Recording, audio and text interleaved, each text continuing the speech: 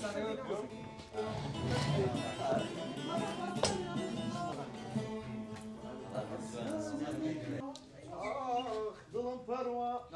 كورسكان كنت دوای ئالەتەکان بەجیان بەڕاستی و ئامە كمان بيضا يعيش رسوان استعاضي كان شي هاي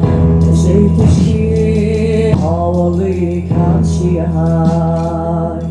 جيت اشكي استراداي يا لا قلبانا للرقاي لنا وهالسنة موجودة رباركي مروتوسي ئەمەوەکو ڕێکخراوی نوێگەر گروپی هۆزان سەرحەد هەساین بە دروستکردنی کارێک لەسەر نووسەر و شۆڕژگەڕی گەلی کورد شەید دیار غەریب کە بە هەڤاڵ هەڵمەت ناسراوە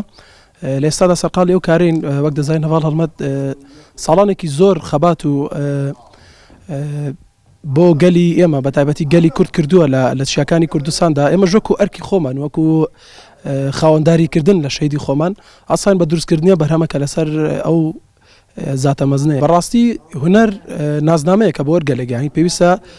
لە ڕێگەی هونەرەوە ئێمە ئەو کەسانە ئەو شۆڕژگەڕە مەزنانی کە گەلی کورد خەباتیان کردو بۆ ئازادی ئێمەوە ئەو نووسەرانەی کە